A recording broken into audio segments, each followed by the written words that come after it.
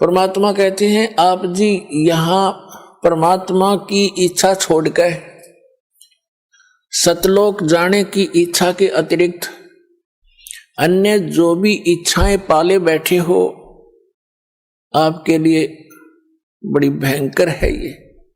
आप बालक हो, परमात्मा कितनी बार आए हैं, असंख्यों बार यहाँ आ लिए अपने प्यारे बच्चों को इस कष्ट से निकालने के लिए, लेकिन काल भगवान ने, यहाँ के स्वामी ने हमारे को इस झूठे सुख की भांग प्या रखी है। इस भांग के नशे में हम परमात्मा को ना पहचान पाते हैं, ना अपने कष्टों को कष्ट जान पाते हैं। इस तत्व ज्ञान की रोशनी से यह भांग उतरेगी और ये नशा आपका कम हो जाएगा। रात को भी निद्रा आनी बंद हो जाएगी। परमात्मा की ये जो ज्ञान है, परमात्मा की महिमा आपको रह रह कर याद आओगी। जैसे किसी को टेंशन हो जाती है तो एक दिन आपकी ऐसी स्थिति हो जाएगी। कबीर साहब कहते हैं कि जैसे पर घर पावना रह उठाए चित, एक समय आपकी ऐसी स्थिति आवेगी जैसे आप जी किसी दूसरे कहीं चले गए, किसी रिलेटिव के यहाँ रिश्तेदारी में, और वहां आपको प्रार्थना कर देते हैं कि आज रुक जाओ, आप रुक गए। लेकिन आपको ये पता है कि यहां मैं ज्यादा समय का नहीं हूं, और अगले दिन आप चलने की तैयारी करते हो। उस दिन भी आपसे प्रार्थना कर लेते हैं कि आज जो रुक जाओ। अधिक प्रार्थना से आप रुक अवश्य जाते हो, लेकिन आपका मन आपके घर पे पड़ा होता है कि वो करना था, ऐसे करना था, ऐसे करना था। तो परमात्मा कहते हैं जब आपको यथार्थ ज्ञान हो जाएगा, आपका यहां से मन उठ जाएगा। जैसे पर घर पावना, दूसरे के घर में मेहमान, रह उठाए चित। इस दास आपको उस कबीर गॉड गिवन ज्ञान से इतना परिपक्व करना चाहता हूं कि आपकी आस्था उस सतलोक में दृढ़ हो जा, और जहां आशा ता बासा होई, मन कर्म वचन सुमरियो सोई। पुण्यात्मा, हमने जो भी ज्ञान मिला उसके आधार से हमने उसकी आस्था की। अभी तक हमने श्री राम, श्री कृष्ण, श्री विष्णु भगवान, श्री शंकर भगवान, दुर्गा माता, तीर्थ व्रतों का ज्ञान हुआ तो हमारी उनमें आस्था हुई। उसी आस्था के आधार से हम यहां भटकते रहे। अब आपकी श्रद्धा, आपकी आस्था उस सतलोक में दृढ़ करनी है, और दृढ़ ज्ञान से होगी मुक्ति, इस नाम से होगी जो दास आपको देगा।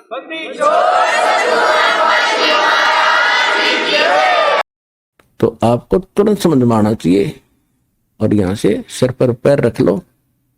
सतलोक जाने के लिए डट कर भक्ति करनी चाहिए।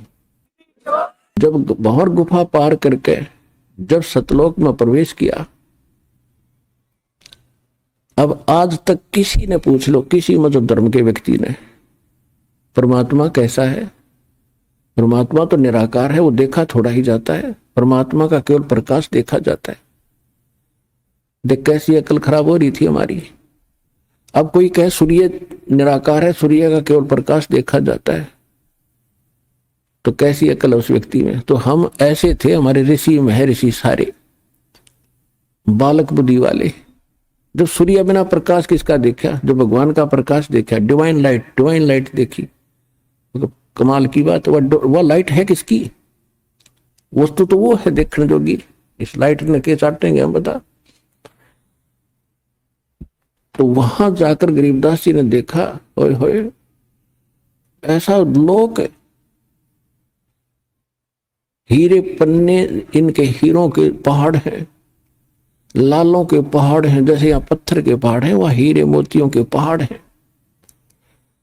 और सदा बाहर वहां के फल फ्रूट यानी ये फलों के ड्राई फ्रूट जैसे काजू किशमिश सेब ये और फल वगैरह और सब आहार वहां पर सदा बाहर है, कभी अंत नहीं होता।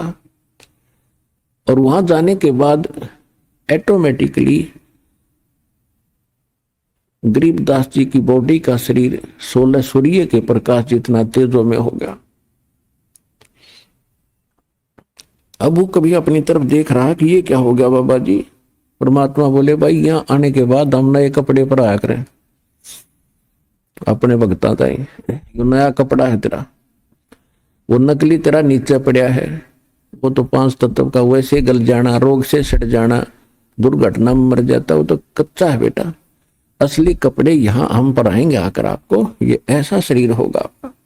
अब आगे देखा जब वहां पहुंच गए 1 सेकंड के अंदर, जहां पर परमात्मा एक गुम्बद के अंदर, बहुत बड़ा गुम्बद जैसे मंदिर नुमा, मंदिर की चोटी थोड़ी ऊंची बनाई जाती है, नहीं ऐसे गोल होता है और बड़े सुंदर, और बीच में परमात्मा एक तख्त पर यानी सिंहासन पर विराजमान है। सर पे मुकुट है, ऊपर छत्र है, और परमात्मा के एक रोम यानी बाल में करोड़ सूर्य मिला दे, शरीर के बाल में करोड़ सूर्य मिला दे, रोमकूप का जो रोम उगे होते हैं, और करोड़ चंद्रमा करोड़ सूर्य की रोशनी एक बाल के तुल भी नहीं है। इतना नूर उस मालिक के पूरी बॉडी का। वहां पर एक चंवर रखा था, नीचे से परमात्मा जो जिंदा महात्मा के रूप में गए थे वो चंवर उठाया और उस तख्त पर यानी सिंहासन पर बैठे भगवान के ऊपर सत्कार के साथ चंवर करने लगे। अब गरीबदास जी कभी उस सिंहासन पर बैठे भगवान को देख रहे, कभी जिंदा महात्मा के रूप में खड़े उस पर संत को देख रहे जो नीचे से गया था।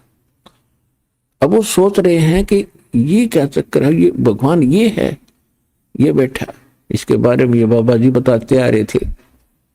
इतने में क्या हुआ, वो तेजों में शरीर वाला भगवान खड़ा हुआ और बाबा जी यानी जिंदा महात्मा के रूप में जो नीचे से गए थे परमात्मा उस अनंत कोट ब्रह्मांड के सिंहासन पर विराजमान हो गए। और वो तेजों में शरीर वाले भगवान चंवर करने लगे जैसे सेवक करा करें। अब गरीबदास जी सोच रहे हैं भाई ये क्या चक्कर है, बाबा जी भगवान है, बाबा ये भगवान ये है। इतना सोच ही रहे थे कि तेजों में जो शरीर बाहर खड़ा था वो उस जिंदा वाले शरीर में समा गया।